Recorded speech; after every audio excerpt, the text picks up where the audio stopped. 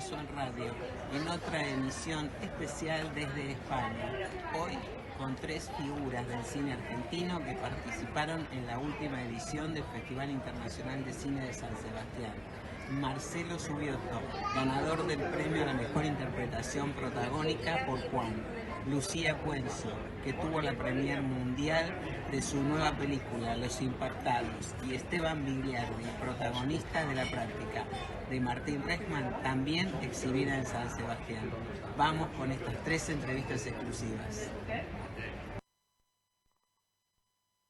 ¿Qué te entusiasmó de Juan y de este personaje para aceptar la propuesta? Bueno, María y Benjamín llegaron hace como 4 años atrás a casa en medio de la pandemia, me trajeron el guión, me dijeron pensamos en este personaje para vos. Yo leí el guión y encontré en ese personaje una especie de, si te diría, un Chaplin tragicómico, y ese universo me sedujo muchísimo, porque es un desafío actoral atravesar un montón de situaciones de comedia, pero a la vez estar por debajo viviendo un duelo muy potente de ese personaje. ¿Y tu relación con la filosofía hasta ese momento? Bueno, como todo actor, uno es curioso y los actores nos interesa saber algo de música, leer. A mí en particular la filosofía me gusta. Cuando puedo me hago algún curso, algún seminario de algo, medio como guitarrero, ¿no? Tocando el oído con todo eso. Cuando fuimos a trabajar en la película, bueno, ahí trabajamos muchísimo sobre los temas que damos clases, las personas que dan clases en la peli, con profesores, con filósofos que nos prepararon con los temas, trabajaron los textos de las clases de filosofía asesorados por filósofos para que eso también se entienda. Así que hubo un trabajo muy fuerte para que quede bastante claro a la hora de transmitirlo. Más allá de lo que marcaba el guión de María y de Benjamín Alta, ¿cómo fuiste moldeando a este personaje? Porque es una especie de antihéroe también, ¿no? Sí. Este profesor, al mismo tiempo como que tiene la vida, todo seguro en la vida, y cuando se cambian las cosas se empieza a desestructurar su vida. Me gustaba mucho este tránsito, de este duelo que tenía que hacer, de este profesor que fue su mentor, pero también fue una parte de su familia, una imagen paterna, un golpe fuerte. Me parece ya de por sí una situación de duelo, una situación filosófica, en el sentido de cuando nos pasa eso con alguien cercano, empezamos a preguntarnos qué hacemos acá, cuánto nos queda, qué nos estamos haciendo bien o mal, ¿no? Es inevitable. Y a Marcelo Pena le pasaba eso desde el principio, y en la medida que va avanzando la película se dan dando cuenta que todo esto que vos decías, que está seguro, no es que está seguro, sino que sabe que ya quedó obsoleto en su vida, ya no tiene movimiento, está opaco, él no lo ha visto, es como si hubiera tenido pequeñas muertes, que las tenemos todos, ¿no? La muerte del niño, la muerte del adolescente, la muerte del joven, pero no las ha visto. Cuando muere esa figura que hasta el momento le contenía ese entorno, se le desparrama todo por el piso. Y sobre todo con la aparición de Rafael Sucarchuk, que va a ser su figura antagónica y que lo va a poner en aprietos, ¿no? Ahora, ¿esos aspectos estaban dados en el guión o vos los fuiste acentuando al construir a este personaje? Porque esto que vos decís es difícil porque es un drama el que está viviendo este hombre, pero al mismo tiempo está inserto en situaciones de comedia. Sí, absolutamente. Ya ves, comedia, tragicomedia. Sí, ¿no? sí, totalmente. Bueno, viste que hay una anécdota que dice que cuando Stanislavski montó las obras de Chekhov se enojó porque le dijo: yo escribí comedia, vos hiciste un drama. Una lectura ahí con las situaciones de lo cotidiano a veces tiene mucho de cómico o de comedia en el tránsito nuestro, cosas que nos pasan o que le pasan en la calle. Lo que apunté yo en lo personal lo hicimos con los chicos, pero yo estaba seguro que lo que tenía que hacer era poner al personaje en situaciones y no mostrarle al público que yo iba a hacer una gracia o que el personaje hacía una gracia, sino que ese personaje está en situaciones que al público le causa gracia pero que la pasa mal. que es un lugar de la comedia que es interesante. Y no perder de vista nunca que él estaba atravesando el duelo. Porque el abanico de situaciones es muy grande. Desde dar clases en una escuela de un barrio carenciado, a estar en una fiesta de una mujer de muchísimo dinero, solo por ganar unos mangos más. Era muy grande el abanico y yo tenía que pensar cómo iba a resolver, enhebrar toda esa historia. Y a mí me parecía que él siempre por debajo estaba la tristeza de ese duelo que estaba empezando a hacer, ¿no?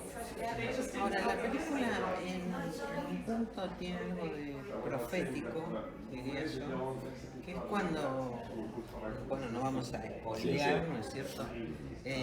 Cuando empieza a resquebrajarse toda esta, no solo la estructura de este profesor que compones vos, sino la educación pública, está en absoluto peligro. ¿Eso estaba dado desde el comienzo o adquiere ahora, dadas las circunstancias por las que atravesamos, otra dimensión? No, eso estaba ya desde un principio en la película.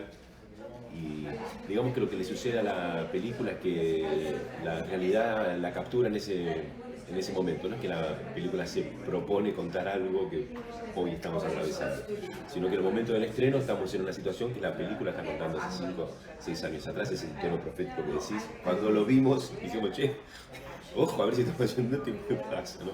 Pero no había intención de eso. De todas maneras, nosotros muy bien que tenemos casi una idea circular con nuestras crisis, entonces algo que se escribe, ojalá en algún momento termine ese círculo, pero algo que se escribe en estas instancias o en estas situaciones puede ser que pase en el futuro, ¿no?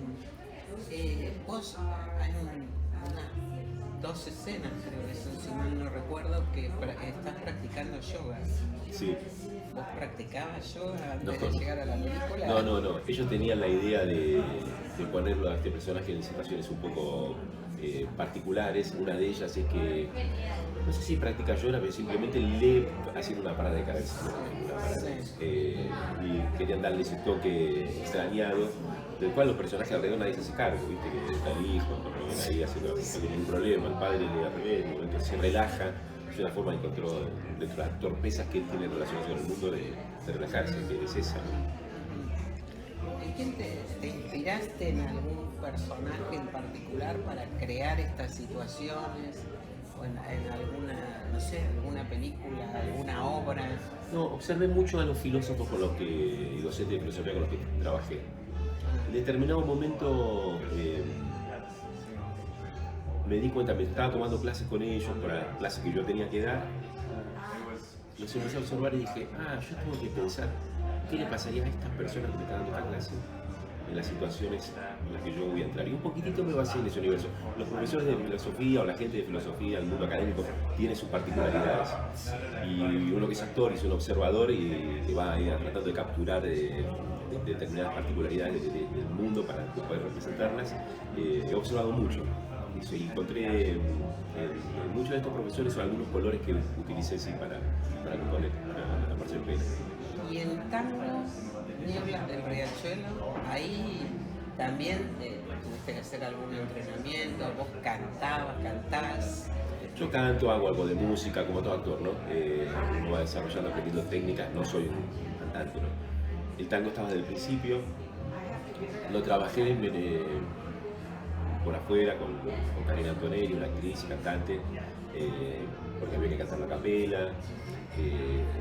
Para mí era importante que pudiera estar seguro con lo que iba a hacer, porque no era un tema de cantar, sino que era un tema más de una manera de expresar que encontraba, era cantar en un momento ese tango. Entonces lo quería tener seguro porque sabía que como es el cine, se graba al aire libre, cuando se caía el sol iba a terminar la toma, así que tenía que entrar seguro a ese mundo. Trabajé aparte, pero bueno, sabíamos que ese iba a ser un momento delicado y tuvimos mucha paciencia en ese ensayo. ¿Por qué este personaje elige ese tango en esta historia? ¿Qué le pasa con el tango? Bueno, viste que es un tango que habla de una nostalgia absolutamente porteña, pero también habla de algo que ya no es. Y me parece que a lo largo de lo que va transitando el personaje en la película, es empezar a tomar conciencia de las cosas que ya no son en él y que él no las vio, que las sigue cargando en su mochila como esos muertos, digamos, ¿no?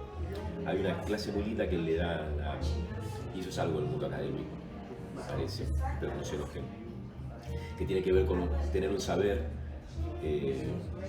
potentísimo en la cabeza, pero que no baja al cuerpo.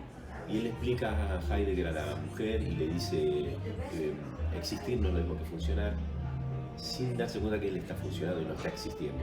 Está haciendo algo funcional en un sistema y no lo ve. Creo que a lo largo de la película la filosofía le va a empezar a ir al cuerpo a Marcelo. Bueno, esta es la contradicción, si cabe la palabra, que tiene este personaje, ¿no? Porque muchas de sus clases da unos ejemplos brillantes de la interpretación de cuestiones de pensamientos filosóficos, pero sin embargo parece esto que decís vos, a él no parece funcionarle de la misma manera, ¿no? Él dentro incluso con su hijo, que es un genio. Sí, es un genio, es como el adulto. Ese niño es un genio. Claro, sí. Él en el aula es el único lugar donde lo vemos pleno, luminoso.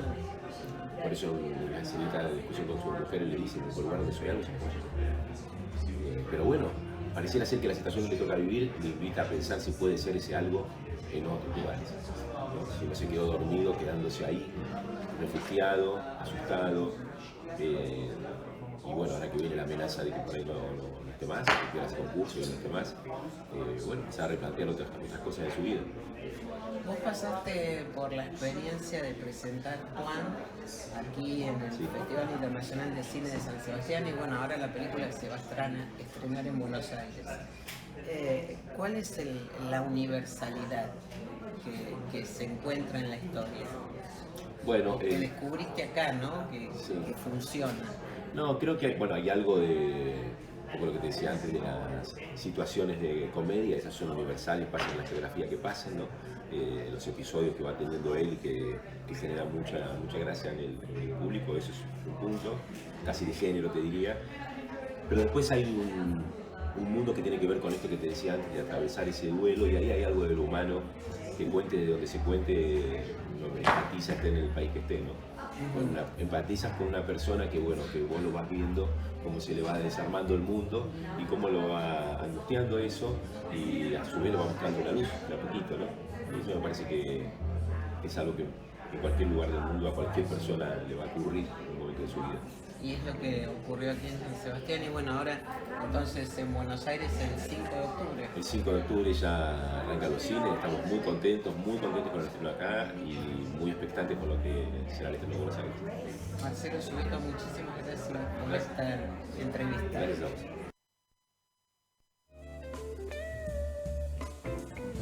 Bueno, Esteban, ¿qué te entusiasmó de la propuesta para aceptar trabajar en la práctica, hacer este protagónico de lo que bueno, primero Martín, soy admirador y fan número uno de sus películas de siempre. Que un director así que tan importante para uno que te convoque para el proyecto, ya decís que sí, sin siquiera leer el guión. Es una alegría que te convoque a alguien que admiras tanto. Ayer yo hablaba con alguien y decíamos que Martín, más allá de la llegada masiva o no que tenga, es importantísimo en el cine argentino y también en el cine de otros lugares, porque es un gran referente en Chile, tiene gente seguidores en todas partes del mundo, sus hijos, que generan un montón que genera un montón de atención lo que él hace, porque de alguna manera genera un universo tan propio y una película complicada. Es una película chilena que se filmó en Chile con un tema de producción también se tuvo que filmar en Portugal, entonces Chile. Pero sí, el primer acercamiento fue con Chavar y también empezar a generar de alguna manera con él que nos conocíamos más superficialmente, generar una intimidad o una relación para nada, ir conociéndonos y entrando en confianza para conseguir el rodaje y tener la confianza suficiente para poder trabajar juntos y nada, entender qué es lo que quiere, lo que quería él, entender yo qué es lo que él quería de mí, etc. Bueno, ustedes evolucionaron en la conferencia de prensa, ¿no? Primero escribe el guión una vez, le lleva mucho tiempo, una vez, y vos hablaste de la forma de encararlo que plantea, que es distinta a los directores o directores, ¿no? En este caso, ¿cuál fue para vos el desafío? El desafío primero, creo que él ayer también en la conferencia lo decía, que a veces no hace falta ni que vea, puede ser que no vea una escena, que la escuche y él sabe si ya le dice la escena está hecha, cómo la escucha, tiene alguna música, sus textos tienen un hilo, tratan una musicalidad en la manera que los escribe, entonces ya sabe cómo tiene que ser. Entonces las directivas, las indicaciones van por ese lado, respetar una música que él tiene en su cabeza. El director de orquesta que sabe, al violinista le dice cómo tiene que sonar ese violín, qué tempo tiene que tener, qué ritmo tiene que tener. Para eso le da una partitura y la partitura se tiene la letra. Entonces el desafío es ese. Otras veces con otros directores, otras formas de trabajar diferentes, en ese sentido es como hay un guión, pero por ahí el guión es solo una leve guía para ir al centro y está ahí, hasta se cambian los diálogos, se improvisa de alguna manera, distintas maneras de trabajar por ahí para llegar al mismo resultado. Pero en el caso más convencido y es el más claramente le resulta porque ahí está su película, ¿no? Entonces es una manera muy particular de trabajar, que es un gran desafío para los actores, es una película increíble, se hormona, dedicarse en eso también ha sido desafiante y divertido también. Descubrir esa música, Sí, siguiendo un poco tu palabra. sí, claro, igual lo marca también como que cerrar las frases al final, cuando respetar los puntos, las curvas, los silencios de los textos, el texto sagrado que hay que realizar. Para un actor eso es más complejo, menos complejo. No sé si más complejo o menos complejo, es una forma de trabajar que decía, tiene Te da más seguridad. sí, también hay que entrar en esa frecuencia de atención que pide. Si fuéramos midiendo frecuencias, las frecuencias se manejan en un rango con más amplitud, en este caso más corta, pero también ahí hay un mundo, ¿no? Un mundo de miradas, una película y el personaje que su cuerpo está quieto y él está solo hablando y por ahí cuenta algo solo con una mirada, baja la mirada, o sea, no haga y es así, baja la cabeza y hace un gesto así, o llora, o se enoja, solo un enojo o un desagrado con la madre, es solo un movimiento haciendo una cosa así, como, y con eso ya me está contando, es muy rico también, por eso es un gran aprendizaje. Austeridad de gesto, austeridad de expresión, al mínimo. Y eso no significa que no estén, pero están al mínimo, igualizados. Bueno, tu personaje además es el profesor de yoga, que es un desalterable, ¿no? ¿Cómo pusiste justamente a una ecuación que las cosas le suceden? No va tanto en busca de cosas, sino que van sucediendo y... Mira, hay algo también, vuelvo a lo mismo, a la fuerza de este guión, ¿no? Es un guión tan sólido y Martín también está tan convencido de ese guión que es, cuando los guiones tienen ese, y el director está tan convencido del guión que tiene también, directamente casi, o sea, no hay composición, hay que llevar el guión adelante, ¿no? Y las cosas van sucediendo, hay toda una maquinaria montada en cada escena que va permitiendo que vaya bien, que uno vea que Gustavo, mi personaje, es alguien que le va, las cosas que suceden en el mundo lo van llevando hacia distintos lados, como si fuera una persona que no tiene una voluntad de torcer su destino, sino que es empujado o llevado por las circunstancias. Hubo sí un trabajo de composición, es un profesor de yoga, entonces yo hice yoga muchísimo tiempo antes para preparar el personaje, estudiando los textos. Yo llegué al rodaje con el guión sabido de punta a punta, o sea, si fuera una obra de teatro, un estreno, o sea, sabía la letra de punta a punta, se ensayaba múltiples veces. Entonces hubo un trabajo previo muy grande, muy minucioso, muy obsesivo en el buen sentido, que también te permite llegar al rodaje con un montón de información. Y hay algo también que se actuaba, que era una persona que estaba con cierto halo yogi, ¿no? Las cosas del mundo no lo afectan, entonces había algo de eso, a veces sobreactuado, no por mí como actor, sino el personaje, nada hace yoga y nada lo afecta, pero también va viviendo el personaje en un momento se pierde en el bosque, tiene como sus raptos.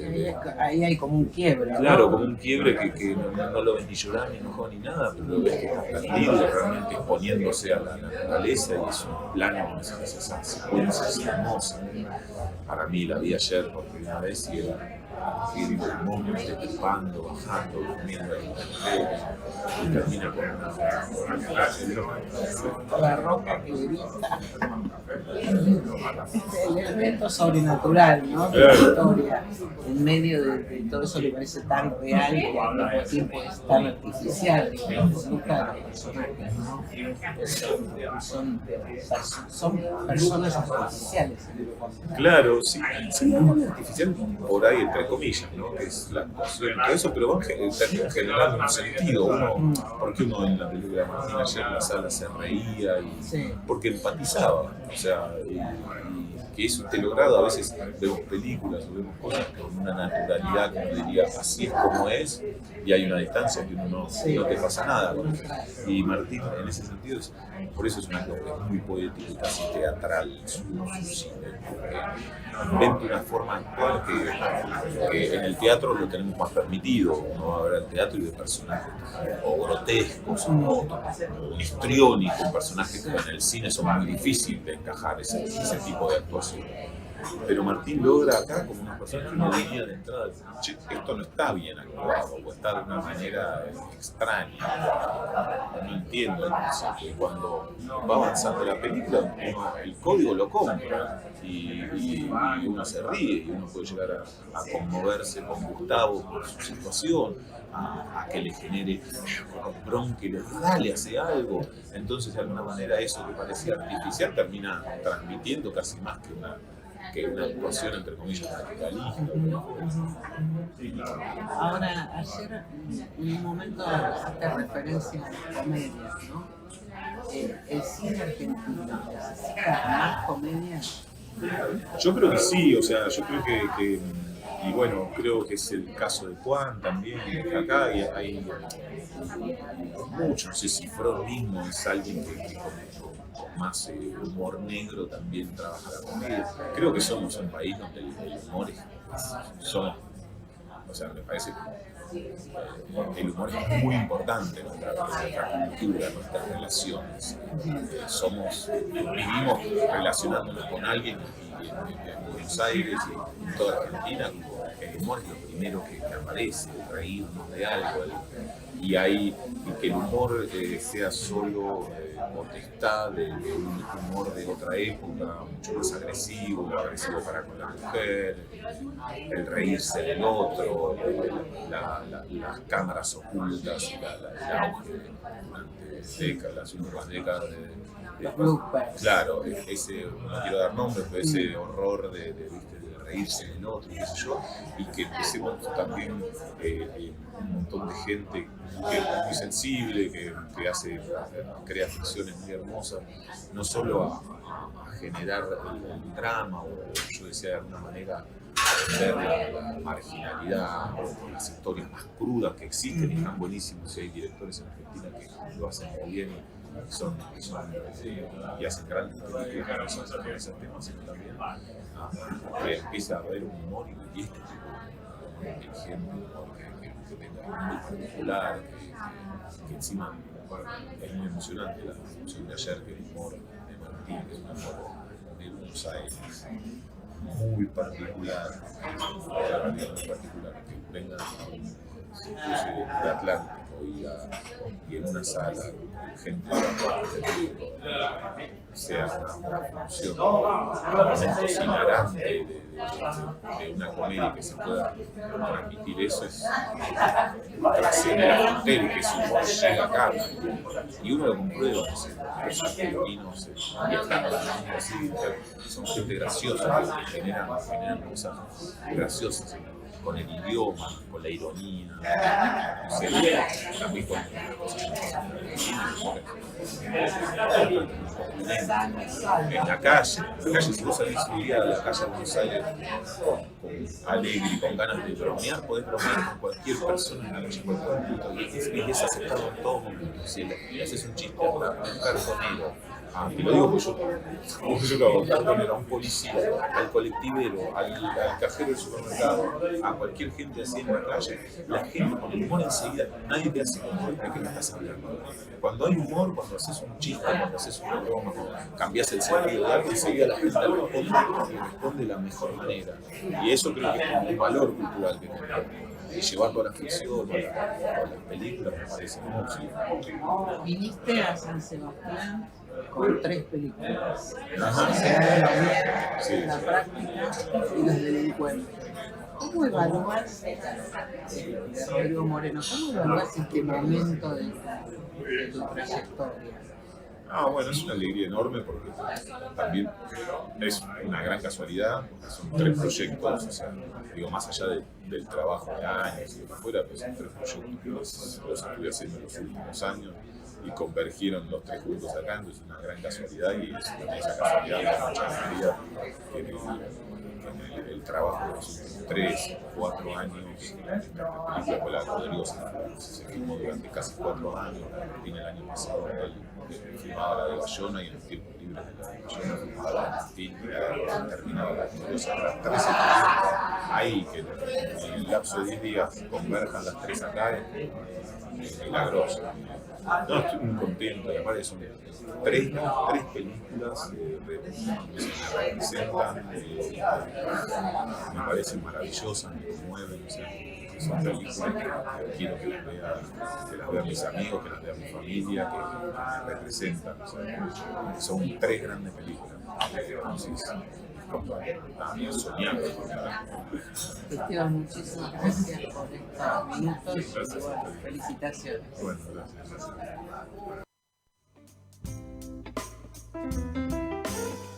Lucía, este es tu 5º largometraje, después de toda una saga de producciones para series en el exterior, fuera de Argentina, mejor dicho, casi como una pionera antes de la pandemia, empezaste a trabajar en esto. ¿Qué te impulsó a volver al largometraje? Muchas ganas de volver a hacer cine. Ya después de... El primer parate yo lo hice cuando nació Nina, hace 6 años. El primer año de vida escribí literatura, pero no filmé nada. Y después, cuando empecé a filmar series, con Fábula principalmente primero, lo que tienen las series es que es una maratón de 2 años y cuando eso arranca a veces no le deja espacio al cine. Y pasados 3-4 años de hacer series sin parar, me di cuenta que o le empezaba a hacer espacio a la fuerza al cine o podía ocurrir que no hubiera más películas. Y ahí fue cuando filmé La Caída, entre medio de 2 series, el año pasado, en México. Y pegadito a eso, casi justito un año después, filmé Los Impactados. Y la verdad que creo que a fuerza de hacerle espacio en el calendario a poder filmar películas, puede volver a ocurrir filmar al menos cada 2 años o 1 por año, pero que hay que hacer espacio. En un anterior encuentro que tuvimos, vos te comentabas también que el hecho de volver a filmar de un modo más independiente, Sí. como habías hecho tus anteriores películas, había sido una tentación fuerte. Sí. No sé, efectivamente es lo que te pasó ya rodando Mucho. Los Impactados. Tenía muchas ganas, primero, de volver a filmar en Buenos Aires, de reencontrarme con mi equipo. Mi equipo son casi todos amigos de hace 20 años, algunos con quienes estudié en el ENERC hace 20 y pico de años. Y queríamos volver a reencontrarnos y a filmar juntos. Entonces la verdad que sí, de alguna manera fue la liviandad. Las estructuras de series a veces son muy grandes, son equipos que llegan a tener 300 personas, 250 personas, mis equipos tienen 50. Entonces esa liviandad de entrar en un par de autos y de filmar con ese nivel de liviandad también es aire fresco cada tanto, ¿no? De poder ir más liviano, improvisar más, muñequear más, movernos con más libertad. Así que sí, lo disfruté un montón y quiero repetirlo pronto, ya tengo ahí otra cosa más fuerte. Así ya Sí. estás con otro proyecto. Para hacerlo así en esa Argentina escala. ¿En También, Argentina? entre otras cosas afuera, tengo ya uno en Argentina, misma escala, y querría poder seguir haciéndolo así, con equipos de esta escala pequeña. Y sí, el rodaje yo la filmé en 6 semanas. Sí. Ujú. Que dentro de todo para los plazos que Para se los plazos manejan, del ¿no? cine todavía es mucho, Sí, para todo. lo que está pasando con el cine en Bueno, Argentina. está y bien, las- digo. Está Vos- bien, sí, ¿no? está bien. Debería ser lo normal, Sí. Sí. esos tiempos de rodaje, ¿no? Sí. 6 semanas. Sí, 6 pero semanas. cada vez más tenemos películas de 3 semanas, de 15 días de Claro. rodaje. ¿Qué es la electrofilia? ¿Cómo la definirías? ¿Y cómo se llega a convertir en el tema de una película, de tu película? La ¿no? electrofilia es la adicción a la electricidad. Hay gente que desarrolla impulsos electrofílicos que no tuvo nada que ver con un impacto de un rayo, ¿no? Que simplemente, así como la adicción al alcohol, a una droga o a otras cuestiones, al vértigo, a la altura o a otras cuestiones, se da saques de electricidad para sentir lo que genera la electricidad. Y lo increíble es que en este universo que nos sumergimos con Lorena Ventimiglia, mi co-guionista y quien escribió la primera versión de Los Impactados, es que en el universo de los sobrevivientes de rayos hay muchos que al acercarse a grupos de impactados, empezar a jugar con la electricidad, se acercan a la electrofilia de nuevo, a querer sentir ese voltaje altísimo que les generó el rayo, ese saque de adrenalina, y bueno, y así llegan a la electrofilia, que es un poco lo que explora Los Impactados, Ujú, ese mundo. ujú. Claro, una adicción en definitiva, ¿no? Una adicción que tiene que ver con un montón de cosas, ¿no? Por un lado, otra puerta que abrimos ahí cuando empezamos a escribir es esto de cómo la medicina tiende a catalogar a todo el mundo que lo necesita en el universo de lo químico y no de lo eléctrico, cuando nosotros somos cuerpos eléctricos, ¿no? Todos nuestros sistemas funcionan por impulsos eléctricos. Y de alguna manera, como tiene tan mala prensa, se la ganó el electroshock después de décadas.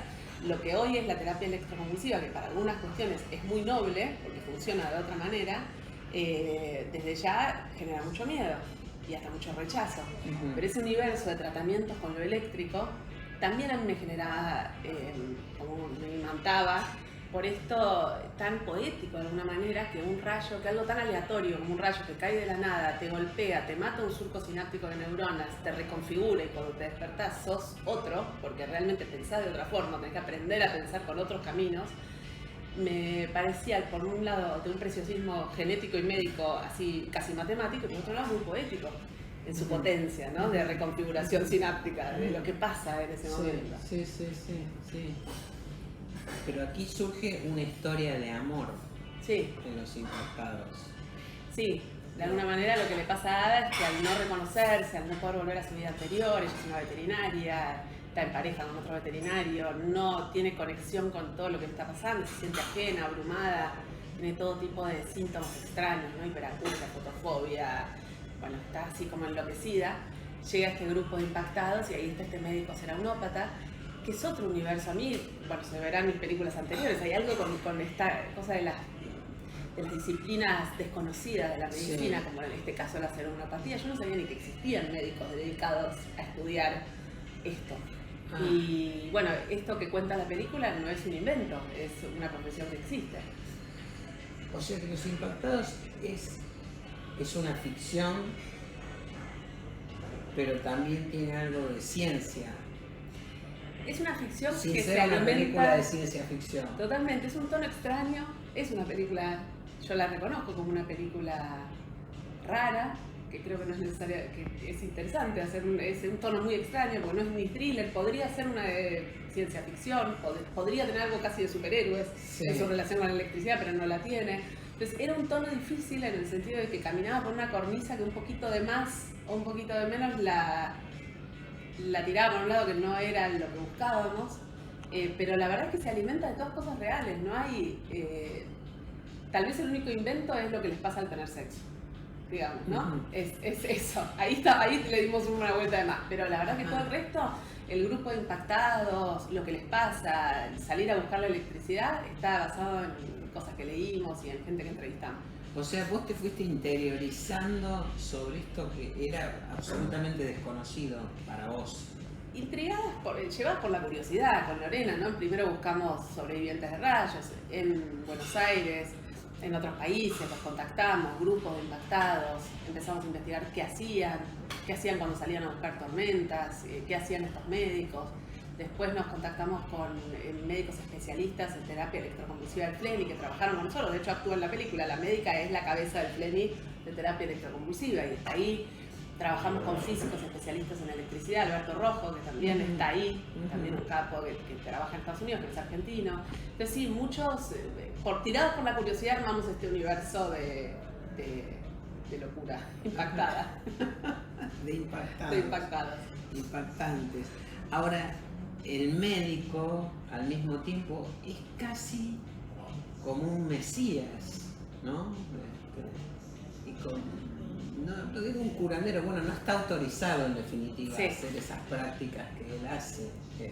Claro, lo que cuenta la película es que ese médico años atrás le hicieron un juicio de mala praxis y ya no tiene una licencia, eso lo va contando de a poco, pero claramente el tipo tiene puesta el dolor porque tiene un doble impacto encima y esa es la tragedia que le esconde y de alguna manera está roto. Lo que cuenta la película es que hay una protagonista que la pulsión la lleva hacia la vida y a otro lo lleva en la dirección opuesta, ¿no? Y que se ayudan mutuamente, se encuentran en un momento para que cada quien pueda ir en direcciones opuestas, porque van en direcciones opuestas, más allá de ese fugaz enamoramiento que tienen, después se ayudan a que cada quien siga su camino y direcciones opuestas. Entonces un poco esa era la estructura que nos encaminaba a la historia. Ahora, ¿cuánto hay de... no sé si la palabra es mesiánico, pero estos gurúes que hoy son tan frecuentes, ¿no? en nuestra sociedad, en nuestro mundo, ¿cuánto tiene ese personaje de Germán? Lo podría haber tenido más. Porque por momentos él está con el grupo de impactados, los orienta, opina, bueno, a la misma protagonista, a la misma impactada protagonista de la historia. Por eso él la ayuda a irse, ¿no? Hay veces que los personajes se leen de atrás para adelante.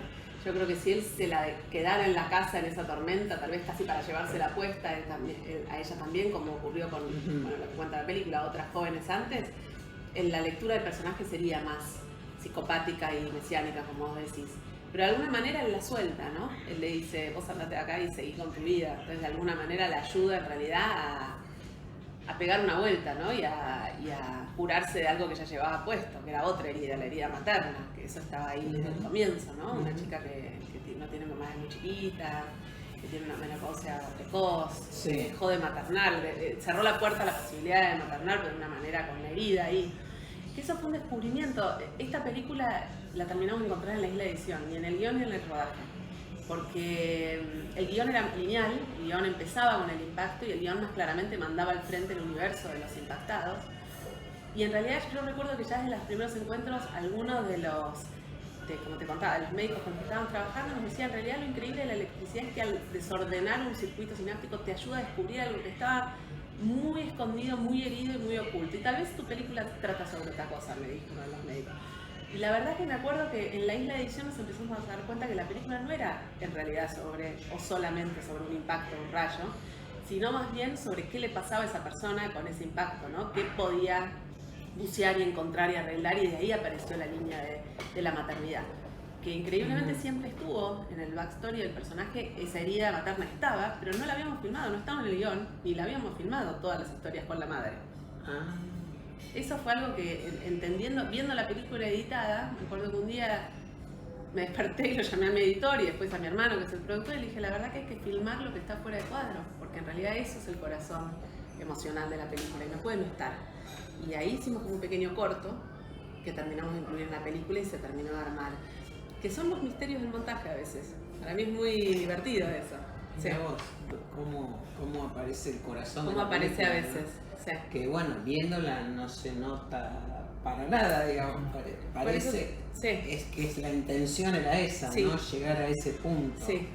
En cierto sentido es como una historia feminista. Lo es, tremendamente. ¿No? Es una historia de un linaje materno, pero como vos decís, de la elección de algo, ¿no? No de lo que nos imponen, Sí, sino del deseo que aparece de manera genuina. Sí. ¿Y cómo llegaste a la protagonista? ¿Y cómo fue el trabajo con ella? Porque esto también debe tener sus complejidades, ¿no?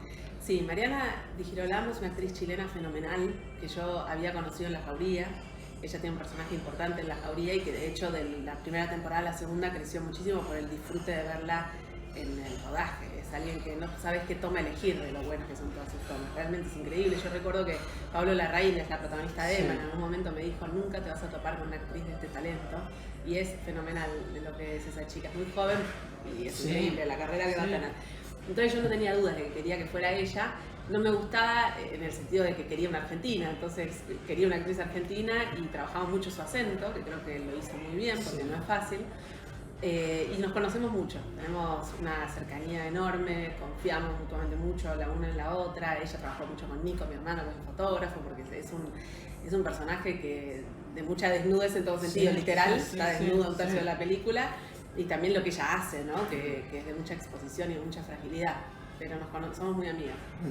¿Y ensayaron previamente mucho? Muchas lecturas, ensayos a mí me gusta con actores como, bueno, Guille Feni también nos conocemos mucho, entonces de buscarlo en los ensayos físicamente, ¿no? Las escenas, hay muchas escenas que son puramente corporales, de casi una coreografía, sobre todo todas las escenas de sexo que tienen una cosa como de pelea y de encontrarla ahí, así que sí, con Germán y Mariana y Guille ensayamos. ¿Es una película que habla también sobre el erotismo? ¿Los impactados? Sí, es una película muy sexual y muy erótica desde un lugar de... No te diría del sexo, del mal sexo, sino hay veces que... Yo he filmado muchas escenas de sexo y el sexo cuando todo funciona es casi más fácil de filmar. Pues es casi el lugar común, ¿no? De cómo se filma. Ahora, las escenas que algo no está funcionando, que hay una angustia, que hay una pelea de por medio, que no son hasta tan bellas visualmente, que hay una torpeza adrede, que hay como una cierta fealdad de la vida real, esas son bien difíciles. Y sobre todo, la actriz y el actor se tienen que animar a entregarse a eso, a dejar que sus cuerpos se vean como se ven los cuerpos en la vida real. Uno está teniendo sexo, que no todo es el plano perfecto, que hay ciertas torpezas. Y eso lo buscamos adrede, de salir a contar ese tipo de escenas. Bueno, hay una escena en particular en una escalera, creo que es bastante brutal también. Muy brutal. En un sentido. Muy brutal y ellos se lastiman, de hecho se lastimaron en el set ese día porque ya tenían tanta confianza que se empujaron y Germán se cortó la frente contra la escalera y tenía una herida acá y después Mariana se raspó y estaban todos medio heridos, pero estaban bien, querían seguir adelante, pero fue dura porque lo entregaron todo. Entonces, real, estaban todos machucados, pero la llevamos. Bueno, ¿y cuál es ahora el camino de...? Tuvo su premier mundial aquí en San Sebastián. Sí. ¿Percibiste algo que no habías notado cuando la viste la película en pantalla grande con público? Vi por primera vez la película en una sala repleta de gente, que es... siempre es una experiencia tan distinta, ¿no? Y además los tamaños de las salas que hay acá en San Sebastián, ¿no? Y a sala llena.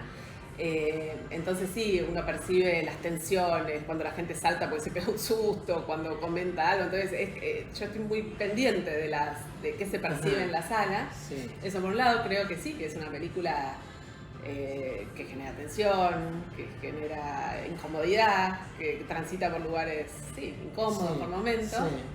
Eso por un lado. Pero fue muy lindo el estreno. Y bueno, San Sebastián es un festival que recibe las películas de una manera increíble, muy bien. así que Sí, muy contentos con lo sí. que pasó anoche. Y ahora, ¿de aquí en más qué va a pasar con los Hoy estrenamos en impactados? Biarritz, después sigue Río de Janeiro, Morelia, Trieste. Ya podemos decir que la película se va a ver en Netflix en toda Latinoamérica, después de estrenar en cines, que es un recorrido. Alguna vez lo hablamos vos y yo, la verdad es que yo con la caída fue un tránsito opuesto porque Amazon entró muy temprano, entonces la caída tuvo una vida corta de festivales y cines, que siempre es un poco difícil, más allá de lo bueno de que se vea en todo el mundo, como se vio la caída, que eso es increíble, pero tuvo una vida corta en cines y festivales, pues necesariamente la ecuación cambia. Y yo creo que todos los que somos directores y productores estamos aprendiendo qué tipo de vida queremos para nuestras películas. Y en ese sentido, Los Impactados la hicimos con absoluta independencia, sin ninguna plataforma, así con productores que pusieron pequeñas porciones de una película de un presupuesto chico. Y permite que estrenemos en cine, que hagamos un recorrido en festivales, pero ahora sí ya entra una plataforma que la estrena a los, creo que 50 días de este recorrido. Así que bueno, terminará ahí, se podrá ver en Netflix en Latinoamérica y cerrando otras ventas. ¿Y en salas en Argentina? Y queríamos estrenar en octubre-noviembre, pero todos sabemos cómo estará nuestro país en octubre-noviembre convulsionado, así que estamos considerando estrenar en marzo, solo por una cuestión de cuidarla, porque creemos que va a ser un momento muy particular de la Argentina. Así que estamos en esa disyuntiva y creo que nos inclinaremos por esperar un poquitito a ver qué pasa. Hay otras peleas que dar, tal vez. Sí, seguramente. Bueno, Lucía, muchísimas gracias. Bueno, gracias a vos. Un placer, como siempre. Bueno, gracias a vos, gracias a ustedes.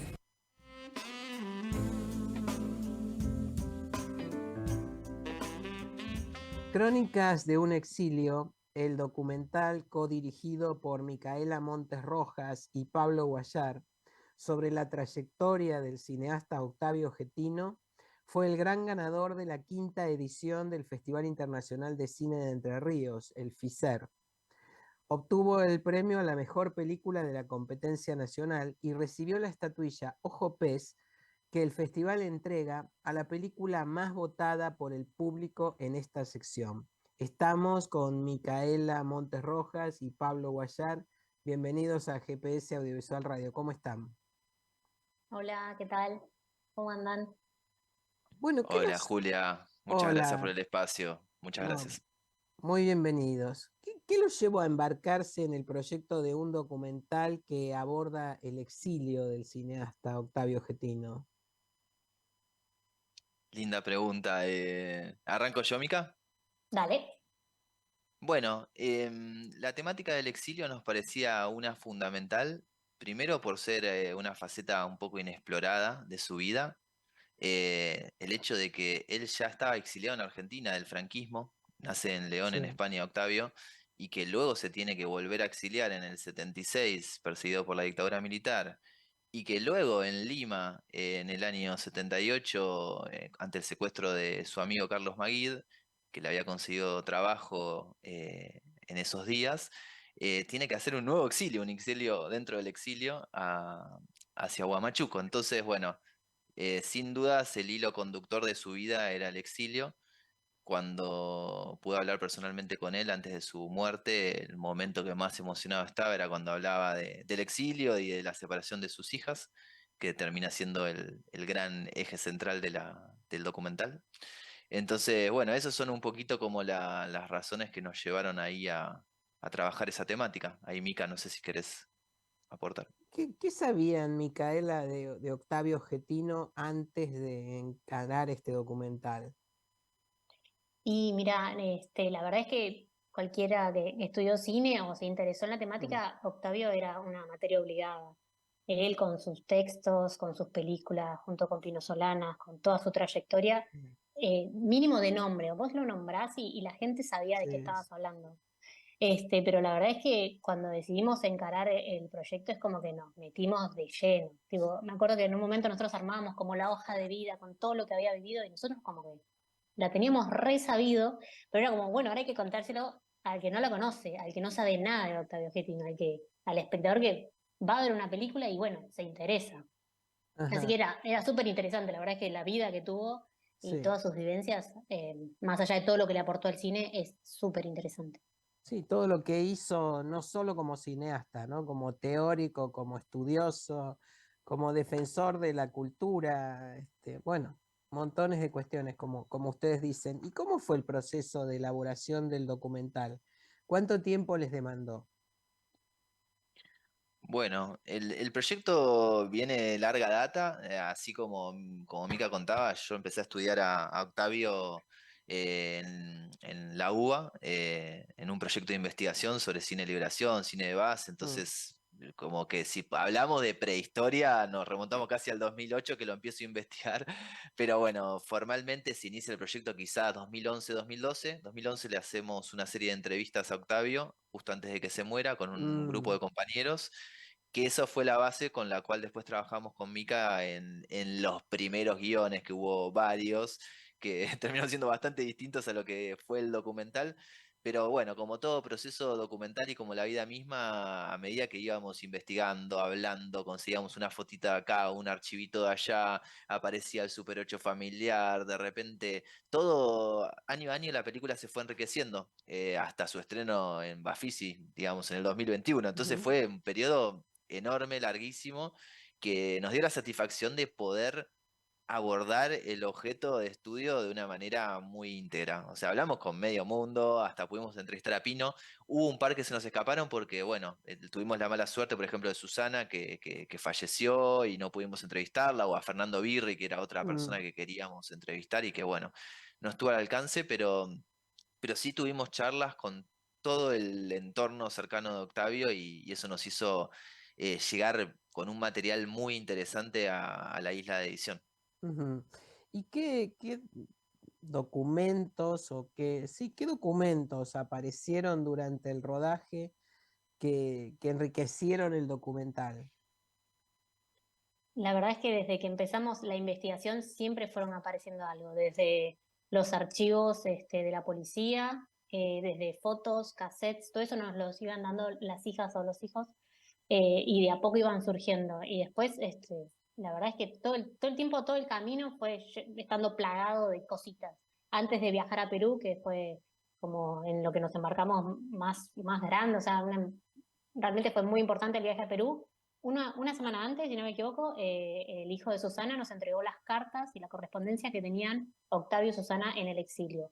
Y eso fue como, nos voló la cabeza, se podría decir. O Claro. sea, y ahí ya habíamos rodado varias entrevistas, después viajamos a Perú, después tuvimos las entrevistas con Desiges, y ahí de nuevo tener más material, más información, era como, hasta el último día creo que recibíamos fotos de la sobrina y las estábamos escaneando para poder subirlas, todo un trabajo de todo el equipo descomunal. Ujú, ujú. Y bueno, ¿y quién es Getino para ustedes ahora, después de esta investigación y del documental? Bueno, eh, a mí a nivel personal, el hecho de haberlo conocido hace que le tenga un afecto muy especial porque era una persona muy sensible, muy humilde, bondadosa,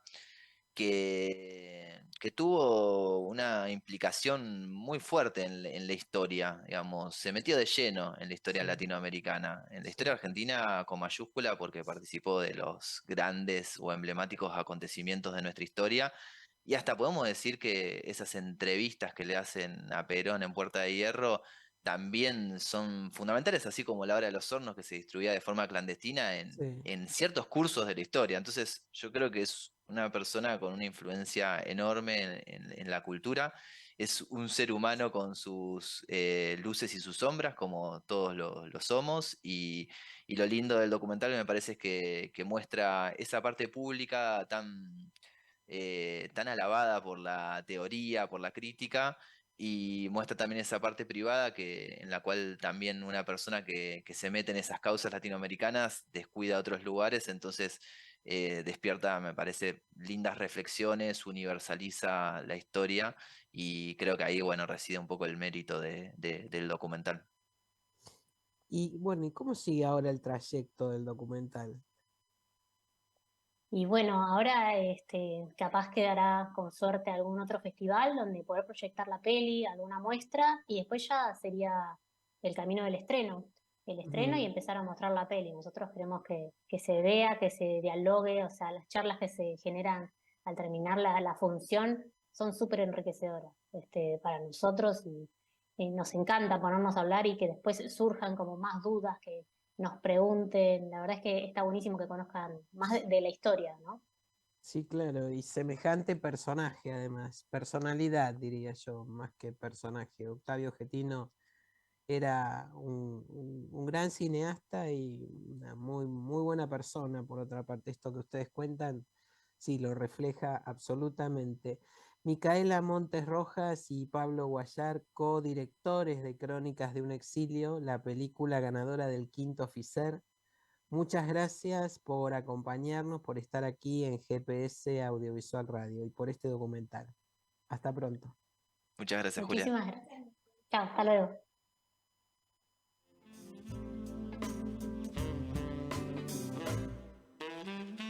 Nos estamos despidiendo de esta emisión especial de GPS Audiovisual Radio desde España. Nos encontramos la semana que viene. Gracias por acompañarnos. Y ya saben, como decimos siempre, vean cine argentino.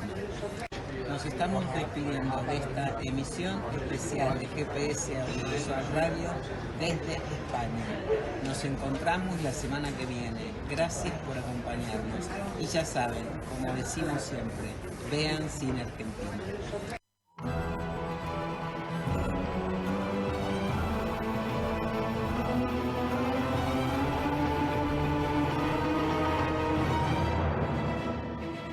Esto fue GPS Audiovisual Radio.